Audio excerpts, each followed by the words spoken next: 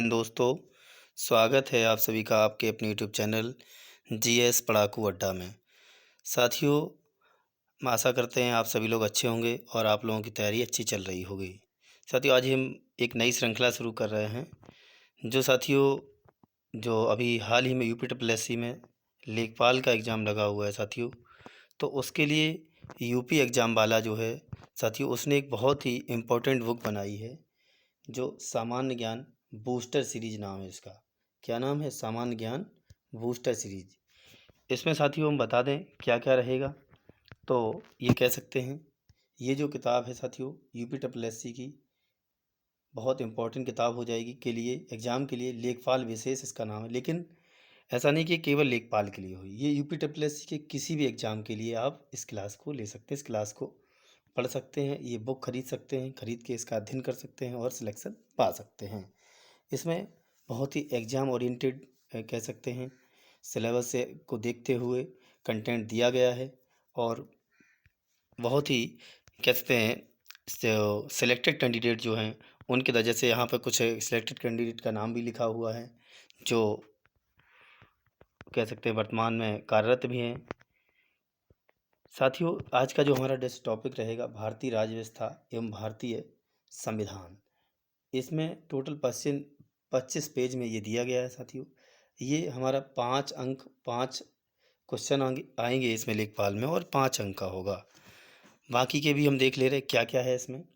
तो साथियों, जैसे कह सकते हैं भारत का इतिहास, भारतीय राष्ट्रीय आंदोलन, ये भी इसमें ने दिया गया है। 5 क्वेश्चन 5 अंक का। भारत एवं विश्व का भूगोल, ये भी 5 क्वेश्चन है, 5 अंक का है।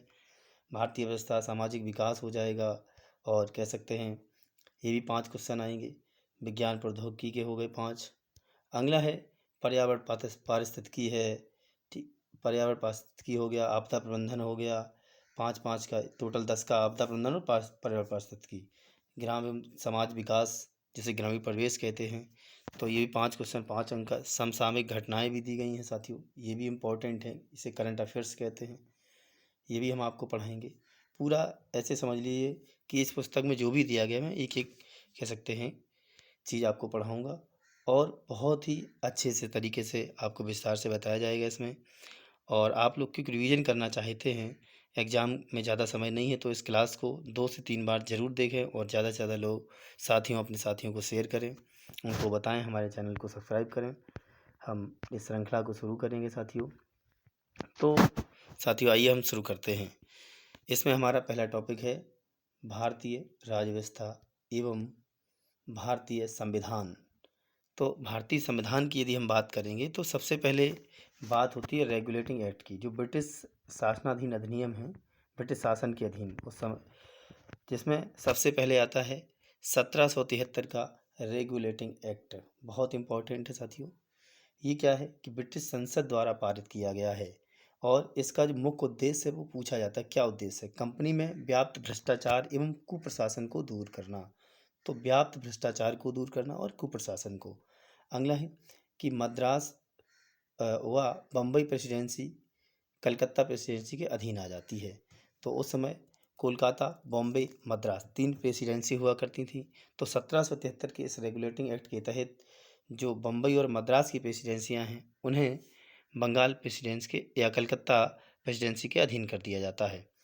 और इसी समय क्या हुआ कि कुल 1773 के रेगुलेटिंग एक्ट के तहत ही 1774 में, इंपॉर्टेंट है, सन याद रखना कब, 1774 में कोलकाता में एक सुप्रीम कोर्ट बनाया जाता है। क्या बनता है? कोलकाता में सुप्रीम कोर्ट। और कह सकते हैं कि इसका उद्देश्य क्या था? कंपनी के भ्रष्ट कर्मचारियों पर प्रतिबंध लगाना। नेक्स्ट है कि इस सुप्रीम कोर्ट में एक मुख्य न्यायाधीश, 3 अन्य जज थे। एक जो मुख्य न्यायाधीश थे, उनका नाम था sir Elijah Impey. Sir Elijah Elijah Elijah Impey कहते हैं, एलिजा इम्पे। और कह सकते हैं कि जो इसमें 3 अन्य न्यायाधीश थे, चैम्बर्स, हाइड और लेमेंस्टर। चैम्बर्स, हाइड और लेमेंस्टर, ये 3 थे। ठीक साथियों, याद रखिएगा। नेक्स्ट है, हम बात करें अगला जो अधिनियम इसमें दिया गया है, वो है 1700 या 81 का सेटलमेंट एक्ट, या कह सकते हैं कि एक्ट ऑफ सेटलमेंट 1781 या 1781 का संशोधन अधिनियम। ये कह सकते हैं एडमंड बर्ग की सिफारिश पर आया था, इसलिए इसे संशोधन अधिनियम या बंदोबस्त कानून भी कहते हैं। इसमें दिया है विशेष परिस्थितियों में गवर्नर जनरल की परिषद ने निर्णय, या गवर्नर जनरल की जो परिषद होती थी उसके निर्णय की बात कर रहे हैं कि निर्णय को रद्द करने तथा अपने निर्णय को लागू करने का अधिकार दिया गया। तो यहाँ पे ये है कि कोई विशेष परिस्थितियों में गवर्नर जनरल को परिषद के निर्णय को रद्द करने तथा अपने निर्णय को लागू करने का अधिकार दिया गया। ये किसे दिया गया? गवर्नर जनरल को। और किस अधिनियम के? 1781 के अधिनियम के तहत। नेक्स्ट इसमें दिया गया है कि पिट्स इंडिया एक्ट। तो साथियों यही पूछ लिया था कि पिट्स इंडिया एक्ट कब आया था?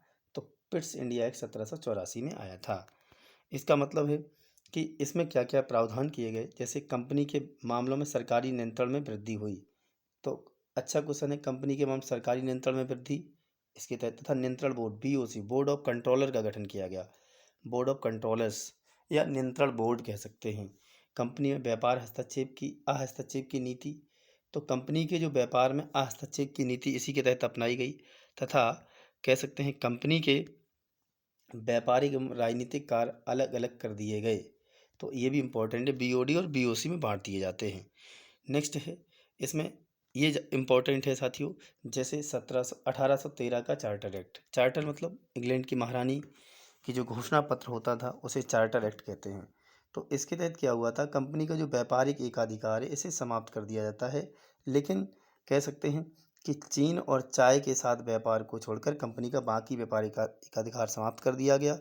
और कंपनी को अगले 20 वर्षों के लिए भारतीय प्रदेशों पर तथा राजस्व पर नियंत्रण का अधिकार दिया गया। और 1813 के अधिनियम में ये भी है कि शिक्षा पर 1 लाख रुपए खर्च करने का प्रावधान, ये भी इम्पोर्टेंट हो जाएगा। शिक्षा पर 1 लाख, ये किस अधिनियम के तहत हुआ था? तो शिक्षा पर 1 लाख रुपया ये इसी के तहत खर्च करने का प्रावधान किया गया है। नेक्स्ट ये भी पूछा जाता है कि जो ईसाई मिशनरियाँ हैं उनको भारत में आगमन का कह सकते हैं ये दिया गया था। नेक्स्ट है, याद रखेंगे साथियों, अगला क्वेश्चन है कि चार्टर एक्ट 1833। तो 1833 का जो चार्टर एक्ट है इसके तहत क्या हुआ कि कंपनी के सभी वाणिज्यिक अधिकार समाप्त कर दिए जाते हैं और कंपनी के केवल राजनीतिक कार्य करने का प्रावधान किया गया। बंगाल का गवर्नर अब भारत का गवर्नर जनरल बना दिया गया। तो उस समय बंगाल का जो गवर्नर जनरल था वो पूछा जा सकता कौन था, तो लॉर्ड विलियम बेंटिक था। ये भारत का बंगाल का गवर्नर जनरल था। तो इसी के समय 1833 का एक्ट आ जाता है। तो अब ये बंगाल का गवर्नर जनरल अंतिम हो जाएगा। तो अंतिम बंगाल का गवर्नर जनरल हो जाएगा अंतिम, तथा भारत का प्रथम तथा भारत का प्रथम गवर्नर जनरल। तो भारत का प्रथम गवर्नर जनरल कौन हो जाएगा? तो लॉर्ड विलियम बेंटिक हो जाएगा साथियों, याद रखिएगा। नेक्स्ट है कि जो इसी के समय कह सकते हैं, हाँ यहाँ पे दिया है कि विधि सदस्य गवर्नर जनरल की परिषद में शामिल किया, एक नए विधि सदस्य का गठन किया गया जो परिषद होगी काउंसिल में शामिल किया गया, और जिसके तहत पहला जो विधि सदस्य है वो लॉर्ड मैकाले को चुना गया। तो इतना याद रखिएगा 1833 के अधिनियम के तहत। नेक्स्ट है, हम बात करेंगे 1853 का जो चार्टर एक्ट है। इसमें क्या हुआ, इसमें कह सकते हैं निदेशक मंडल में जो सदस्य हैं 24 से घटाकर 18 कर दिए गए। कितने कर दिए गए? 24 से घटाकर 18। तथा सरकारी सेवा में महत्वपूर्ण पदों को भरने के लिए प्रतियोगी परीक्षा शुरू की गई। तो यहाँ पर सिविल सेवा में प्रतियोगी परीक्षा शुरू की जाती है 1853 के चार्टर एक्ट के तहत। तथा अब हम बात करेंगे इसी समय कह सकते हैं कि 1858 के अधिनियम की यदि हम बात करें तो साथियों ये क्यों आता है, तो इससे बहुत सारे परिवर्तन होते हैं इस अधिनियम से। आपने नाम सुना होगा लॉर्ड कैनिंग, लॉर्ड कैनिंग का। तो ये जो लॉर्ड कैनिंग है, लॉर्ड कैनिंग, इसका जो कार्यकाल है 1856 से 1862 है। कितना है? 1856 से 62। तो इसी दौरान दिसंबर 1856 में जो सेना है, सेना में कह सकते हैं एक एनफील्ड राइफल का प्रयोग किया गया, जो एनफील्ड राइफल है। और उस राइफल में क्या था कि जो चर्बी युक्त कारतूस है, चर्बी युक्त कारतूस का प्रयोग किया जाने लगा। ठीक है, तो उसके बाद क्या हुआ, उन कारतूसों में उन कारतूसों में गाय और सूअर की चर्बी के कारतूस थे, और जिन्हें मुंह से खोलना पड़ता था। और अंग्रेज़ों ने मतभेद पैदा करने, हिंदू मुस्लिमों में मतभेद पैदा करने के लिए जो सूअर की चर्बी के कारतूस थे मुस्लिम सैनिकों को, जबकि गाय की चर्बी के कारतूस हिंदू सैनिकों को देने शुरू कर दिए। तो इससे सैनिकों में असंतोष फैल गया, और जिसका प्रभाव ये हुआ कि 29 मार्च 1857 को 29 मार्च 1857 को कह सकते हैं, बैरकपुर छावनी में 34वीं एनआई रेजिमेंट, 34वीं नेटिव इन्फेंट्री या 34वीं एनआई रेजिमेंट के सिपाही 34वीं एनआई रेजिमेंट के सिपाही मंगल पांडे ने 2 अंग्रेज अधिकारियों की गोली मारकर हत्या कर दी। कब? 29 मार्च 1857 को। मंगल पांडे पश्चिम बंगाल की बैरकपुर छावनी की 34वीं एनआई रेजिमेंट के सिपाही थे। तो 2 अंग्रेज अधिकारी लेफ्टिनेंट बाग व लेफ्टिनेंट ह्यूस्टन इनकी गोली मारकर हत्या कर दी थी। तो ये 2 अंग्रेज अधिकारियों की हत्या कर दी। तो इसके बाद में क्या होता है कि 8 अप्रैल 1857 को मंगल पांडे को बैरकपुर छावनी में फांसी दे दी जाती है। कब दे दी गई? 8 अप्रैल को इनको फांसी दे दी जाती है। इसके बाद में कह सकते हैं कि इस 1857 की क्रांति का शुरुआत 10 मई 1857 को मेरठ से होती है। मेरठ से 20वीं एनआई रेजिमेंट के सिपाहियों ने इस क्रांति की शुरुआत करी थी। कौन से? 20वीं एनआई रेजिमेंट के सिपाही 10 मई 1857। और कहाँ से? मेरठ से। मेरठ, याद रखिएगा, मेरठ से।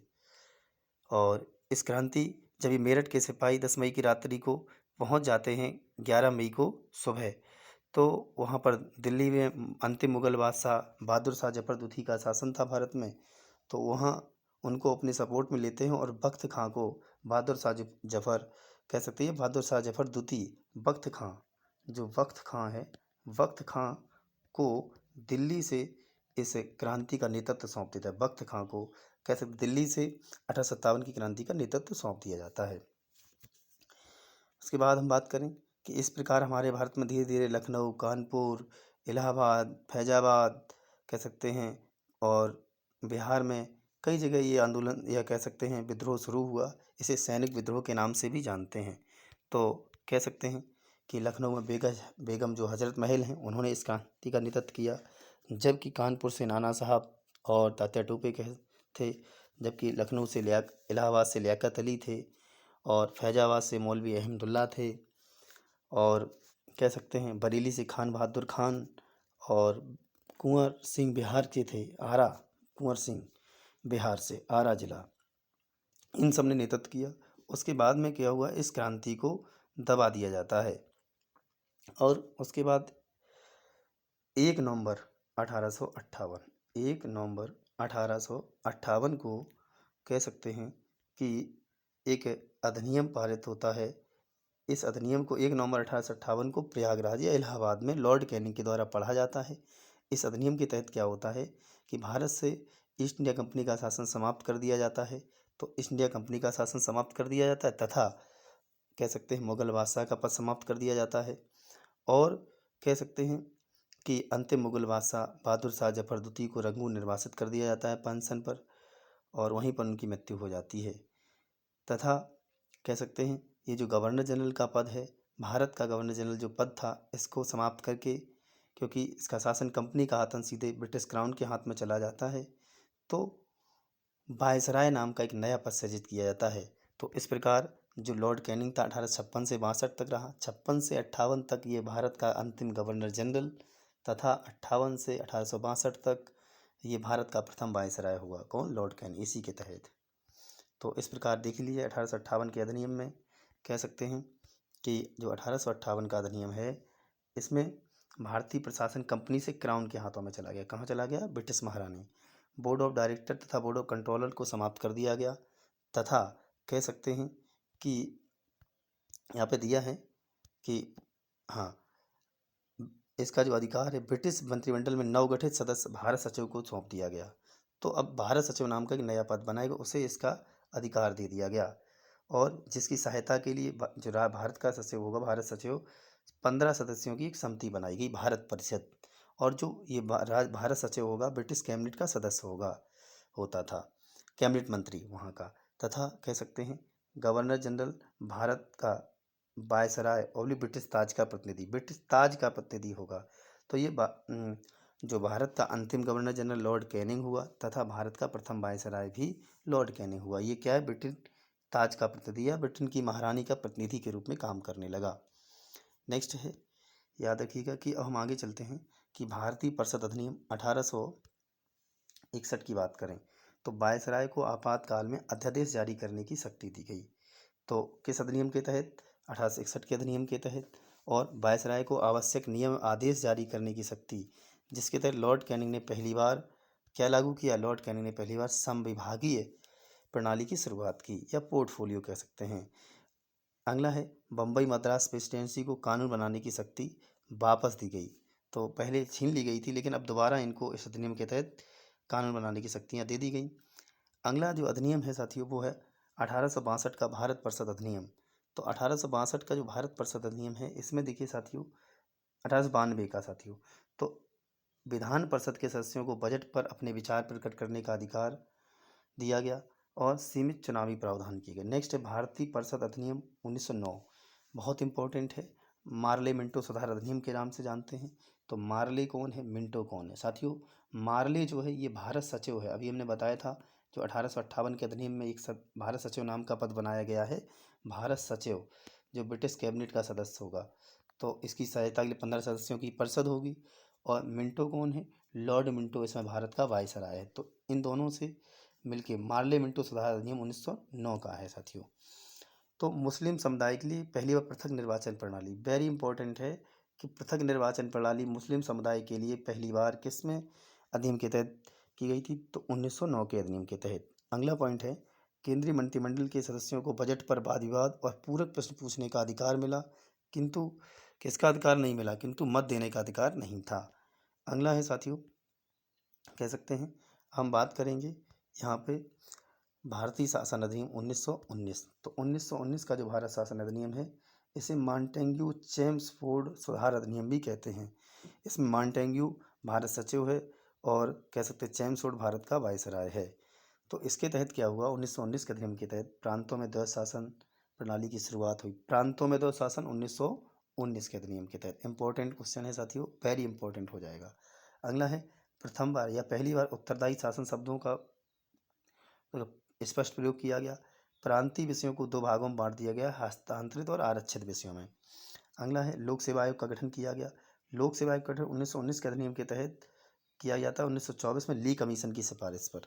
कौन सा, ली कमीशन की सिफारिश पर। नेक्स्ट है, पृथक निर्वाचन प्रणाली का सिख, ईसाई, आंग्ल भारतीय तथा यूरोपियों के लिए विस्तार किया गया। पहली बार में मुस्लिमों के लिए था 1909 में, अब यहाँ सिख, ईसाई, आंग्ल भारतीय यूरोपियों के लिए किया गया। पहली बार महिलाओं को मत देने का अधिकार मिला है 1919 के भारत शासन अधिनियम के तहत, वेरी इंपॉर्टेंट। तो किस अधिनियम के तहत, कह सकते हैं भारत शासन अधिनियम 1919 के तहत पहली बार महिलाओं को मत देने का अधिकार मिला।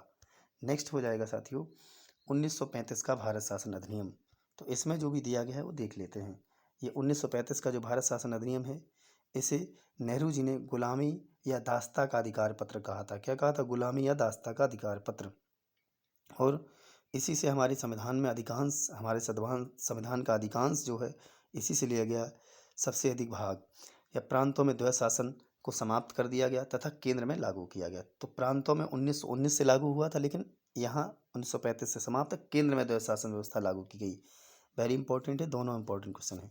केंद्र तथा राज्य इकाइयों के मध्य शक्तियों का विभाजन, संघ जैसे संघ सूची, राज सूची, समवर्ती सूची, इनका प्रावधान। तो समवर्ती सूची जैसे हमने ऑस्ट्रेलिया से ली है ना। नेक्स्ट है, संघीय न्यायालय का प्रावधान किया गया 1935 के अधिनियम के तहत। संघीय न्यायालय 1937 में दिल्ली में बनता है। और इसी अधिनियम के तहत बर्मा, जिसे हम लोग म्यांमार कहते हैं, कई बार पैट के एग्जाम में भी पूछा गया ये क्वेश्चन। तो म्यांमार या बर्मा को भारत से किस अधिनियम के तहत कब किया गया, तो 1935 के अधिनियम के तहत 1937 में किया गया था। नेक्स्ट है कि भारतीय रिजर्व बैंक की स्थापना इसी अधिनियम के तहत होती है और 1 अप्रैल 1935 को। आरबीआई की जो स्थापना है कब हुई? 1 अप्रैल 1935। और इम्पोर्टेंट है कि आरबीआई का राष्ट्रीयकरण कब हुआ? तो राष्ट्रीयकरण पूछा जाए 1949 में हुआ था। कब हुआ था? 1949 में आरबीआई। नेक्स्ट है, अगला दिया है, इसी अधिनियम के तहत संघ लोक सेवा आयोग, प्रांतीय लोक सेवा एवं संयुक्त लोक सेवा आयोग की स्थापना की गई। नेक्स्ट है भारतीय स्वतंत्रता अधिनियम। भारतीय स्वतंत्रता अधिनियम 1947 की बात करें तो यहाँ पे दिया है भारतीय स्वतंत्रता अधिनियम। इसके द्वारा माउंटबेटन योजना को वैधानिक रूप दिया गया। तो 3 जून 1947 की माउंटबेटन योजना थी, माउंटबेटन योजना। नेक्स्ट है 15 अगस्त 1947 को भारत एवं पाकिस्तान नामक 2 अधिराज्य बने। कब? 15 अगस्त 1947 को। लेकिन पाकिस्तान साथ ही 14 अगस्त को स्वतंत्रता दिवस मनाता है, क्योंकि जिस समय दिल्ली में कह सकते हैं रात्रि के 12 बजे थे, उस समय पाकिस्तान के इस्लामाबाद में रात्रि के 11:30 बजे थे। तो 11:30 मतलब 14 अगस्त, और अपने यहाँ जब 12 बज जाते तो 15 तारीख हो जाती है। इसलिए पाकिस्तान 14 अगस्त को अपना स्वतंत्रता दिवस मनाता है। नए संविधान का निर्माण होने तक दोनों राज्यों का प्रशासन भारत शासन अधिनियम 1945 के अनुसार चलाया जाएगा, ये भी कहा गया था इसमें। नेक्स्ट है, अब साथियों यहाँ पे कुछ इंपॉर्टेंट फैक्ट दिए गए हैं कि संविधान सभा के संबंध में महत्वपूर्ण तथ्य क्या हैं। तो यहाँ जो महत्वपूर्ण तथ्य हैं उनकी हम चर्चा कर लेंगे। किसके बारे में? संविधान सभा के बारे में। इम्पोर्टेंट पॉइंट है यहाँ दिया है, जैसे गठन, संविधान सभा का गठन। तो संविधान सभा का जो गठन है कैबिनेट मिशन योजना 1946 की सिफारिश पर हुआ, वेरी इंपॉर्टेंट है। और इसका निर्वाचन है, प्रति 10 लाख व्यक्तियों पर एक प्रतिनिधि निर्वाचित किया गया था। इंपॉर्टेंट हो जाएगा ये। नेक्स्ट, निर्वाचन की तिथि क्या है? तो जुलाई अगस्त 1946। कुल सदस्य कितने थे संविधान सभा में? 389 थे, जिनमें 296 11 ब्रिटिश प्रांतों से थे तथा 93 देसी रियासतों से थे। जो देसी राजा रजवाड़े थे देसी रियासतों से कितने थे? 93 थे। और ये सभी निर्वाचित किए गए थे, ये मनोनीत किए गए थे, ये सब मनोनीत हुए थे और इन पर चुनाव हुआ था।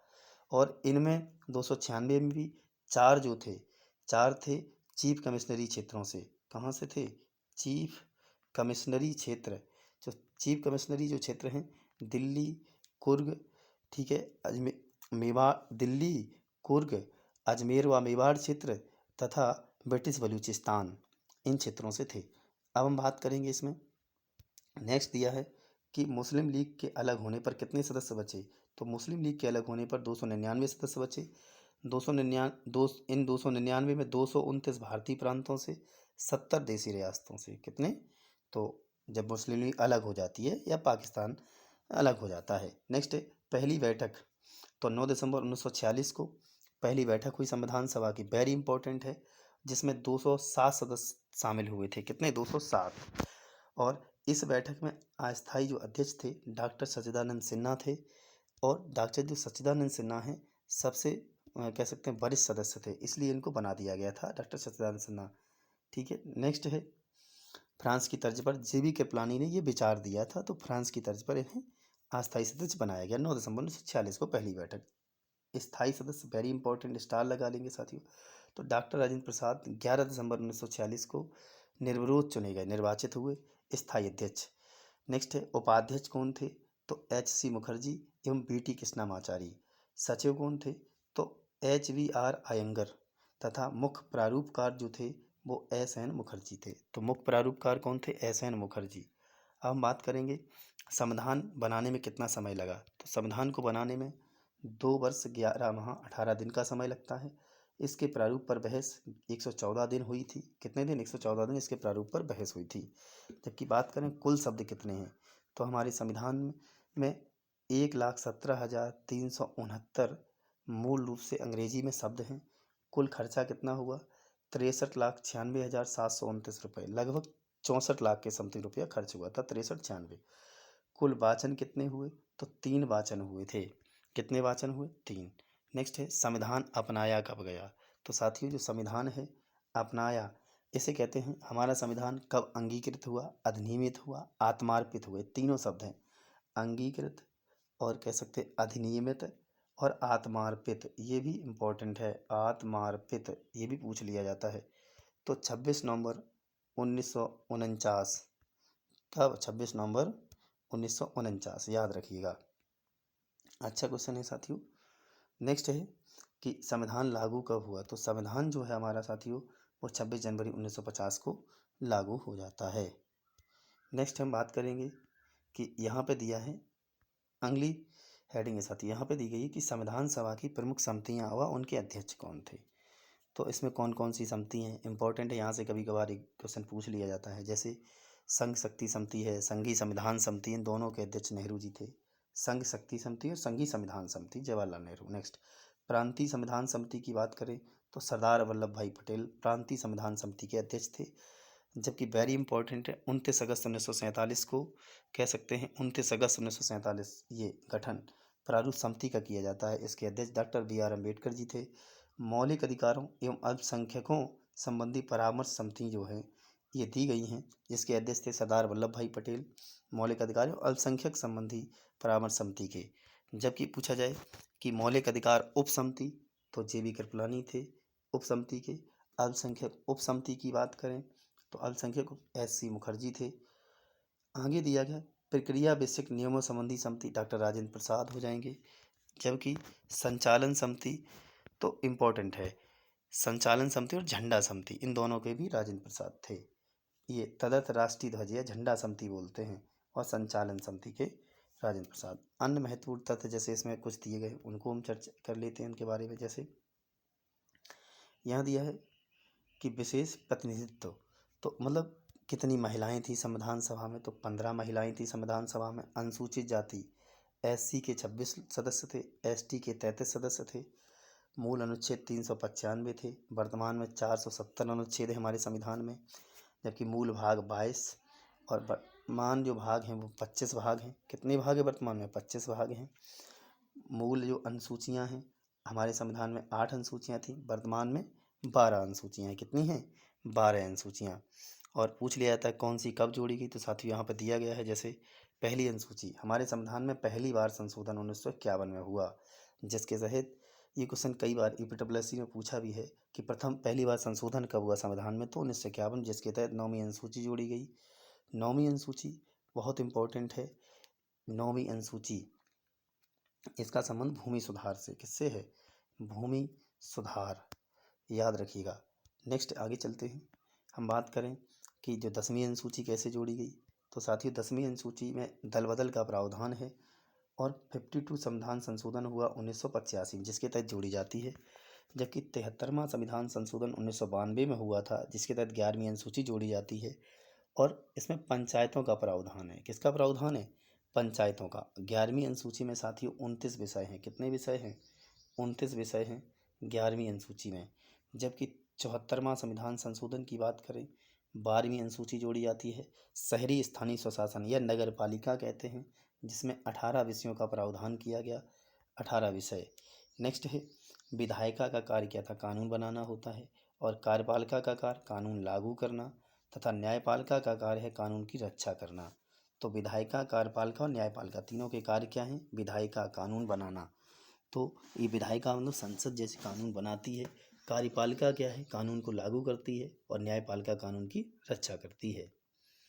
नेक्स्ट है यहाँ पे दिया गया है कि आगे देख लेते हैं क्या है। हाँ, स्वतंत्रता पूर्व गठित पहला मंत्री, स्वतंत्रता के पहले जो अंतरिम मंत्रिमंडल गठित हुआ था उसमें कौन से विभाग में कौन कौन से मंत्री थे वो दिए गए हैं। जैसे जे.एल. नेहरू जो थे, इनके पास राष्ट्रमंडल संबंध तथा विदेशी मामले थे।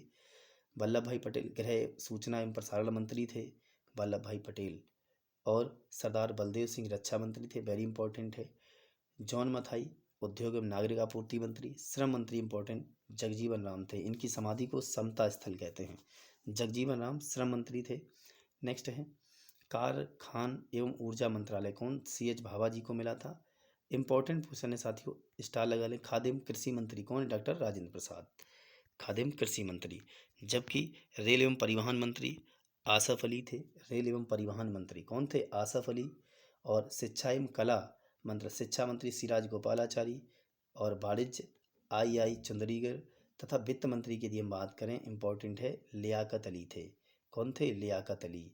ठीक है, ये अंतरिम मंत्रिमंडल जो हुआ था गठित, उसमें डाक अब्दुल रब निस्तार थे डाक मंत्री। जबकि स्वास्थ्य मंत्री गजनफर अली खां, जबकि विधि एवं कानून मंत्री जोगेंद्र नाथ मंडल थे। और जब विभाजन हो जाता है तो भीमराव अम्बेडकर बनते स्वतंत्र भारत में, जबकि अंतरिम मंत्रिमंडल में विधि कानून मंत्री जोगेंद्र नाथ मंडल ये पाकिस्तान चले जाते हैं। बाद में इनकी बहुत दुर्दशा होती है। नेक्स्ट है, अब स्वतंत्र भारत का जो पहला मंत्रिमंडल उसकी बात करते हैं। तो इसमें प्रधानमंत्री बने नेहरू जी, ठीक है, इनके पास ये सब मामले विदेश मामले थे। सरदार पटेल उप प्रधानमंत्री बने। गृह सूचना मंत्री सरदार बलदेव सिंह रक्षा मंत्री रहे। और श्यामा प्रसाद मुखर्जी इंपॉर्टेंट है साथियों, उद्योग और नागरिक आपूर्ति मंत्री रहे। और डॉक्टर श्यामा प्रसाद मुखर्जी ये हैं कि इस्तीफा, केंद्रीय मंत्रिमंडल से इस्तीफा देने वाले पहले मंत्री कौन है? डॉक्टर श्यामा प्रसाद मुखर्जी ही हैं। इन्होंने क्या किया था? इस्तीफा देने वाले पहले मंत्री हो जाएंगे। क्वेश्चन इंपॉर्टेंट है, याद रखिएगा।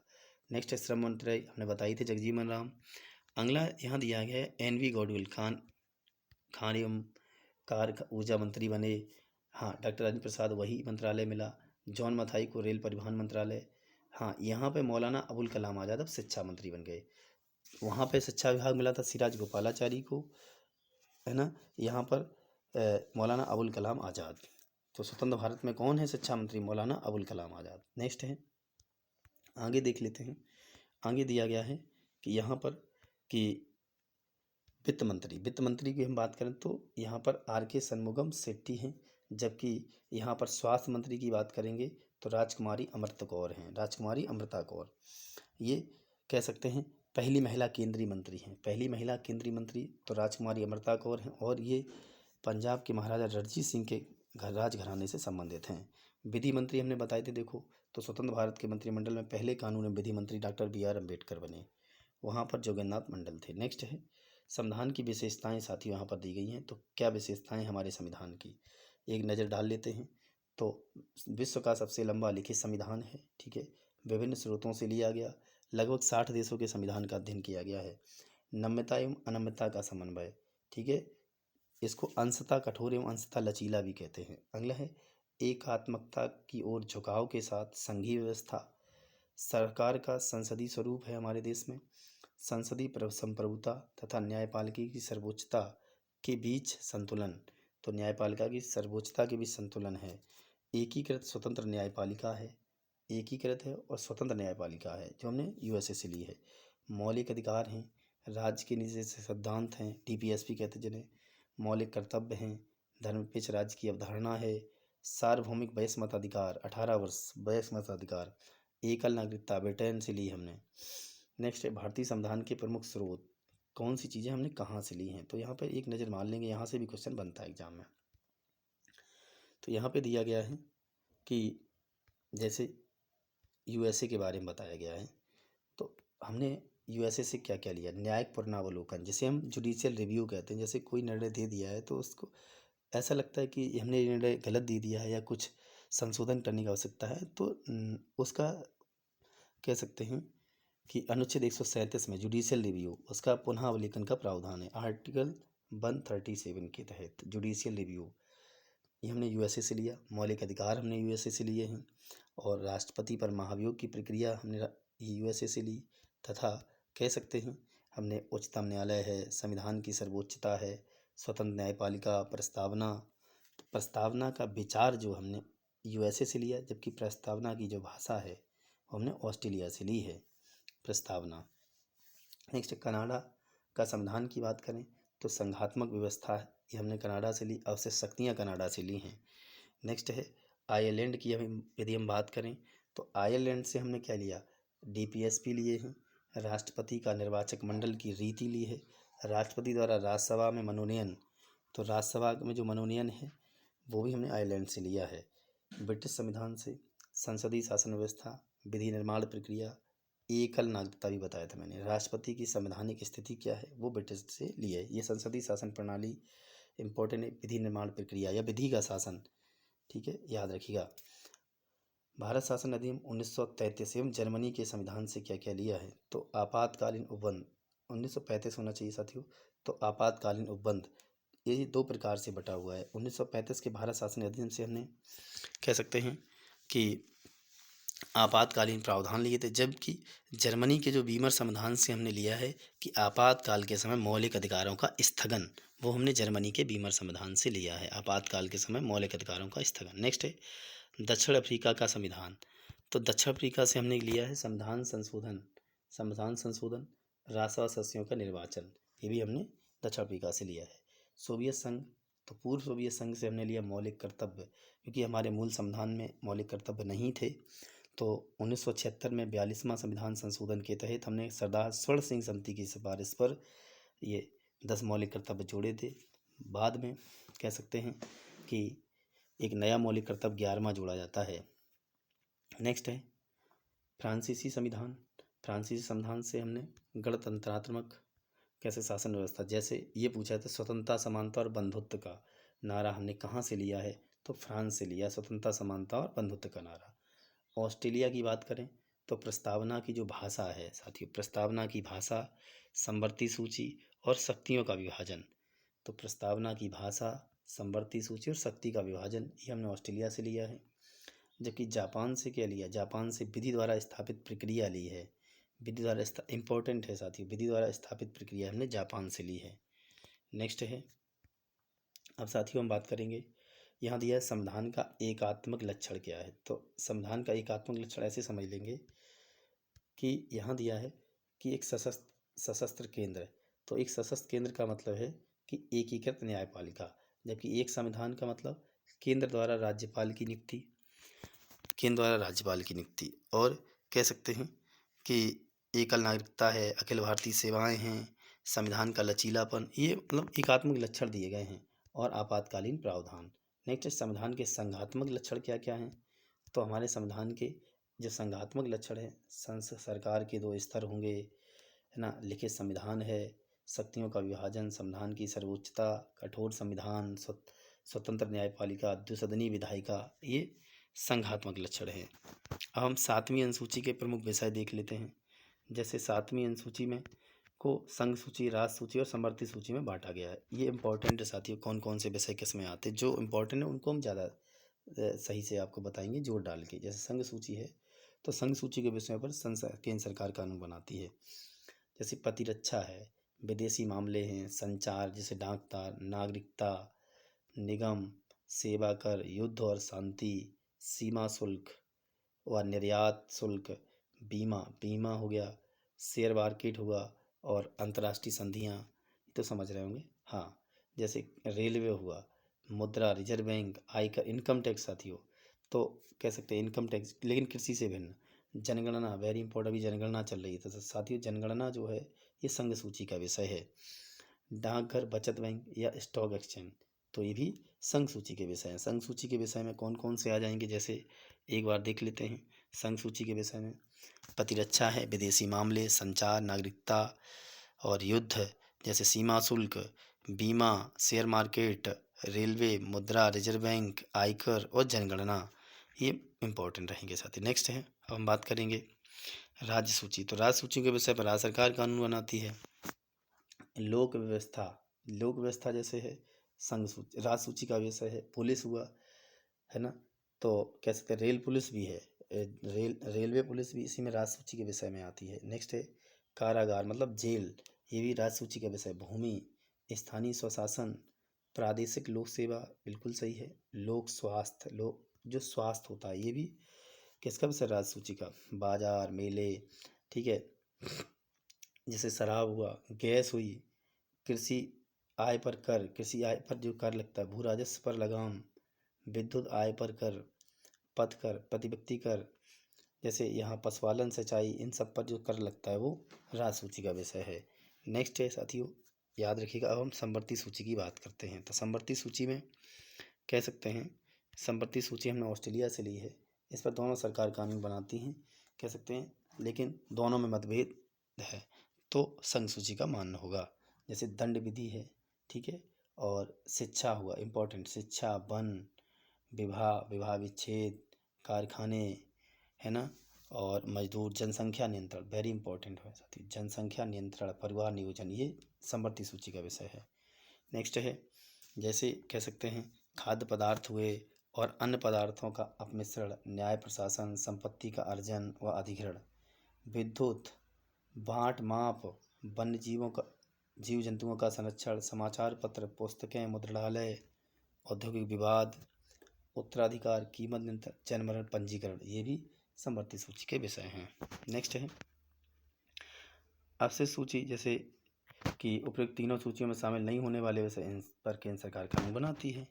नेक्स्ट, संविधान की प्रस्तावना की यदि हम बात करें, इसे उद्देश्य का कहते हैं।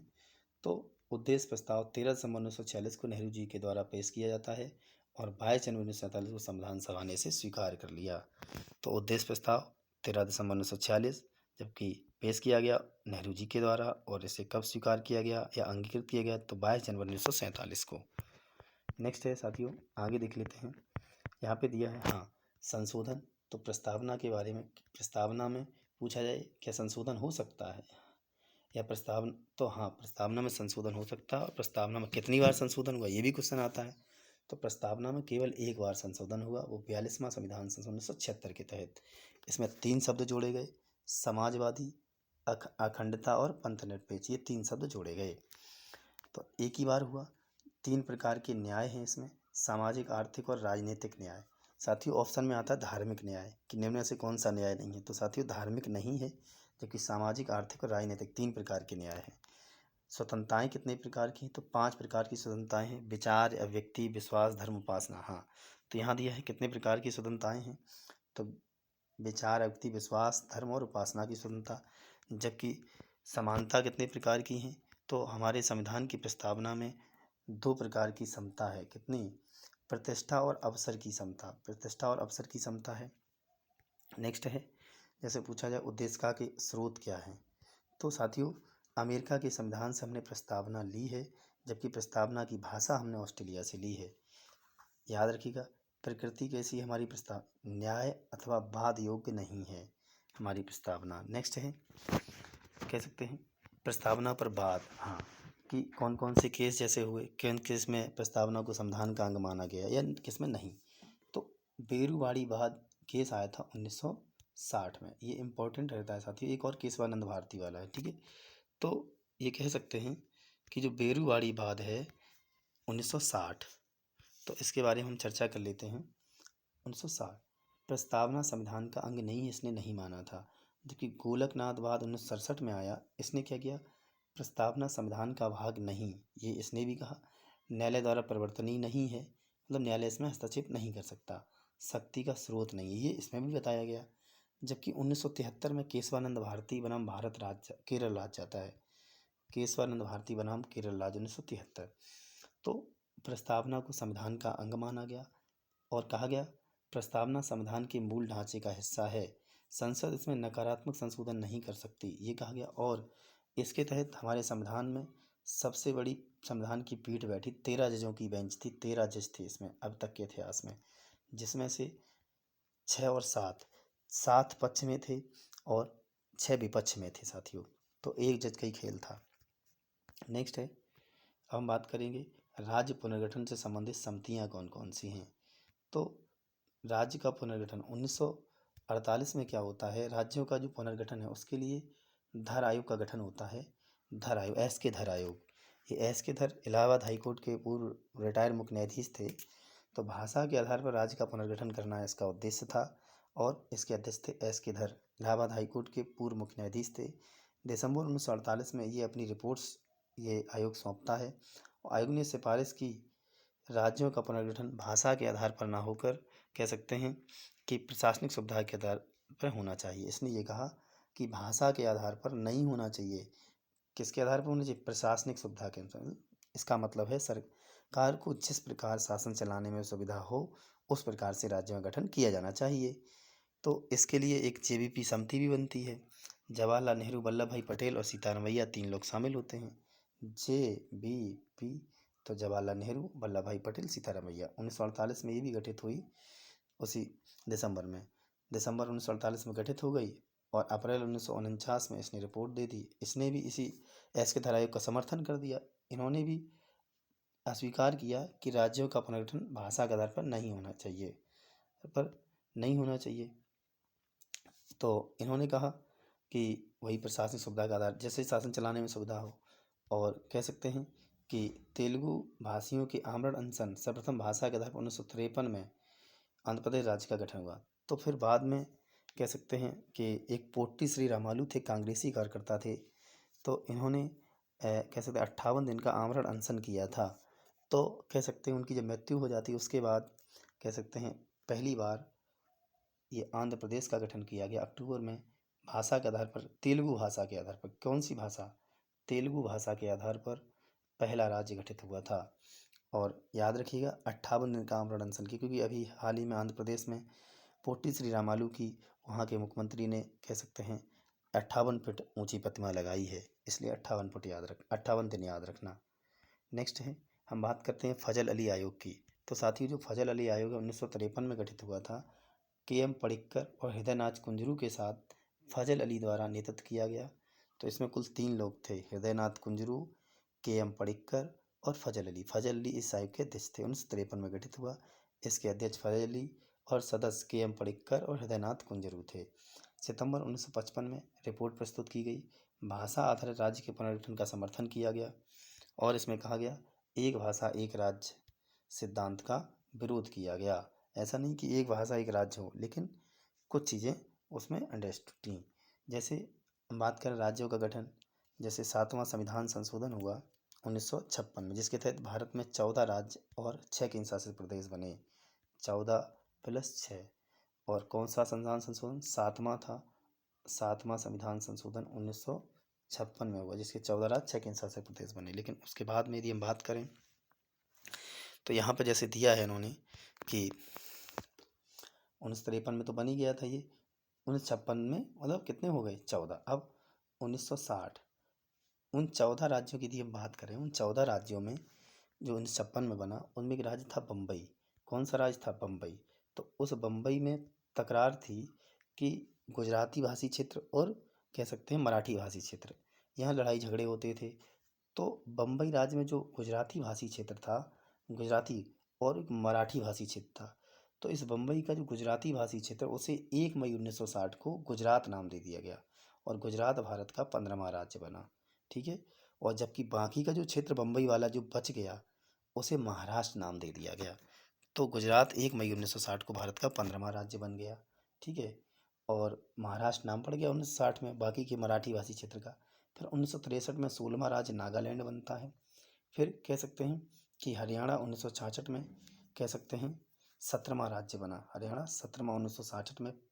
और पंजाब का जो क्षेत्र है हिंदी भाषी क्षेत्र वो हरियाणा को दे दिया जाता है और कुछ पंजाब का पर्वतीय क्षेत्र हिमाचल प्रदेश को दिया गया।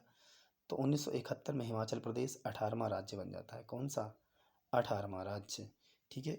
उसके बाद यदि हम बात करें 1972 में 3 राज्य बनते हैं। 1972 में कितने राज्य बनते हैं? 3 राज्य। और उन 3 राज्यों में मणिपुर, त्रिपुरा, मेघालय। 1972 तो वहाँ पर 18 हो गए थे। मणिपुर, त्रिपुरा, ठीक है, और मेघालय। तो कह सकते हैं 18वां 19वां राज्य बन गया मणिपुर और 20वां बन गया त्रिपुरा और 21वां बन गया मेघालय। मणिपुर, त्रिपुरा, मेघालय। तो कितने? 19, 20, 21। अब इसके बाद यदि हम बात करें तो कह सकते हैं कि सिक्किम 22वां राज्य बनता है। सिक्किम के लिए हमारे संविधान में 2 संशोधन हुए। एक तो कह सकते हैं कि 35 नंबर का 35 संविधान संशोधन 1974 में हुआ। 1974 जिसके तहत हमारे संविधान में संशोधन करके सिक्किम को भारत का सहराज्य या संबद्ध राज्य का दर्जा दिया गया। इसके तहत जबकि फिर 36वां संशोधन हुआ 1975 में। ये भी याद रखिएगा 36 नंबर का 1975 में होता है, जिसके तहत सिक्किम को भारत का 22वां पूर्ण राज्य का दर्जा दिया गया। क्वेश्चन याद रखिएगा साथियों, दोनों इंपॉर्टेंट है। सिक्किम 1975। नेक्स्ट है 22वां राज्य। उसके बाद 1987 में 3 राज्य बने, मिजोरम, अरुणाचल प्रदेश, गोवा। तो मिजोरम, अरुणाचल प्रदेश और गोवा। तो 23, 24 और 25। गोवा 25वां राज्य बना है। गोवा के बारे में पूछा भी जाता है कि गोवा भारत का कौन से नंबर का राज्य था। तो साथियों जो गोवा है वो भारत का 25वां राज्य बनता 1987 में।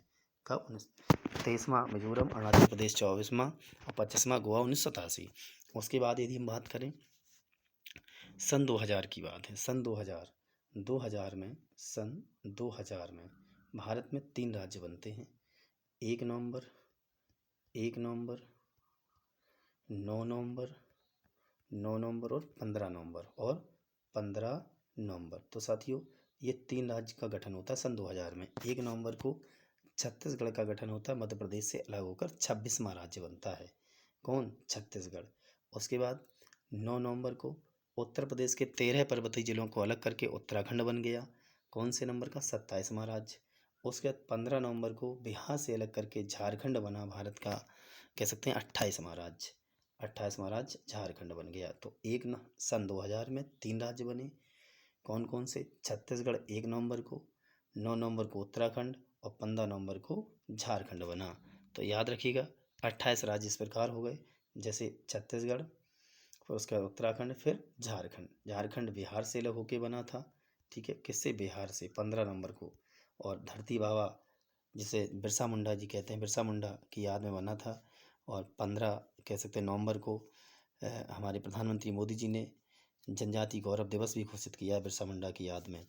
और कह सकते हैं कि झारखंड कौन से 28वां राज्य बना, उत्तराखंड 27वां, 13 पर्वतीय जिले 9 नवंबर को और 1 नवंबर को छत्तीसगढ़ बिहार से अलग होकर 26वां राज्य बना। उसके बाद 29वां राज्य की बात करें, 2 जून 2014, 2 जून 2014 को हम बात करें, ये जो तेलंगाना है साथियों, तेलंगाना ये भारत का 29वां राज्य बन जाता है। कौन सा? 29वां। जबकि वर्तमान में भारत में कितने राज्य हैं? तो 28 राज्य। तो ये अब 28 कैसे बचे? तो साथी हम आपको बता दें कि 28 इस प्रकार हैं कि जो 7वां संविधान संशोधन 1956 में हुआ था उसके तहत 14 राज्य थे। उन 14 राज्यों में एक जम्मू कश्मीर शामिल था, J&K, ठीक है। तो अब क्या हुआ, जम्मू कश्मीर एक कम हो जाएगा।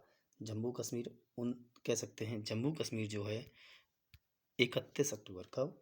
31 अक्टूबर 2019 को क्या होगा कि जम्मू कश्मीर को राज्य की श्रेणी से हटा दिया जाएगा और इसको 2 केंद्र शासित प्रदेशों में बांट दिया जाएगा। तो इस प्रकार वहाँ 29 से कम हो जाएगा तो 28 राज्य बचे। कब? 31 अक्टूबर 2019 को जम्मू कश्मीर केंद्र शासित प्रदेश बन जाता है और 2 केंद्र शासित प्रदेश जम्मू कश्मीर और लद्दाख। तो इस प्रकार 2019 में हमारे भारत में 7 केंद्र शासित प्रदेश थे, तो 2 जुड़ गए, J&K और प्लस लद्दाख। तो लद्दाख 2, तो कितने हो गए? प्लस 2, 9 केंद्र शासित प्रदेश हो गए। कितने हो गए? 9 हो गए थे। लेकिन फिर क्या हुआ कि 26 जनवरी 2020 को, 26 जनवरी 2020 यदि हम इसकी बात करें तो 26 जनवरी 2020 को दादरा नगर हवेली और जो दमन दीव है, ये 2 जो केंद्र शासित प्रदेश थे इनको कर दिया गया मर्ज एक साथ। तो 26 जनवरी 2020 को जब दोनों एक हो गए तो दोनों की अब राजधानी हो गई दमन। तो 9 में एक कम हुआ 8। तो वर्तमान में इस प्रकार 28 राज्य एवं 8 केंद्र शासित प्रदेश हैं। साथियों आपको समझ में आया होगा। नेक्स्ट हम बात करते हैं कि नागरिकता अधिनियम 1955 के अनुसार नागरिकता के आधार क्या हैं। तो कह सकते हैं नागरिकता के जो आधार हैं वो हम चर्चा कर लेते हैं। जैसे यहाँ पर दिए गए हैं कि जन्म से आधार में है 26 जनवरी 1950 को या उसके बाद जन्मा व्यक्ति, तो उसके बाद जन्मा व्यक्ति, राजनयिकों के बच्चे या विदेशियों के बच्चे यहाँ पे दिए गए हैं। नेक्स्ट है वंश परंपरा द्वारा नागरिकता।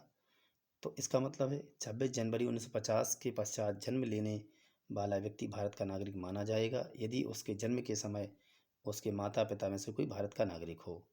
ये वंश परंपरा। देशीकरण द्वारा नागरिकता, पंजीकरण द्वारा नागरिकता, ठीक है। भूमि विस्तार द्वारा नागरिकता, या भूमि विस्तार का मतलब है कि भारत ने किसी देश के क्षेत्र पर कह सकते कब्जा कर लिया हो तो वहाँ के जो निवासी स्वतः भारत के नागरिक समझ लिए जाएंगे। नेक्स्ट है यहाँ पे दिया है समता के अधिकार के संबंध में अन्य तथ्य जो हैं वो देख लेते हैं क्या है। जैसे विधि के समक्ष समता, तो ये क्या होता है? ये होता है ब्रिटिश मूल का ये विचार है। वहाँ कहाँ से लिया? ब्रिटिश से। ये नकारात्मक धारणा है किसी व्यक्ति के पक्ष में विशिष्ट विशेषाधिकारों की अनुपस्थिति और साधारण विधि के तहत सभी व्यक्तियों के लिए समान व्यवहार, कोई व्यक्ति विधि के ऊपर नहीं, मतलब किसी ने अपराध किया है तो सबके लिए दंड है, विधि से बड़ा कोई व्यक्ति नहीं है, विधि से ऊपर नहीं है, ये इसमें बताया गया। विधियों का समान संरक्षण, ये साथियों विधि का जो समान संरक्षण ये यूएसए से लिया, सकारात्मक अवधारणा है। कैसी है?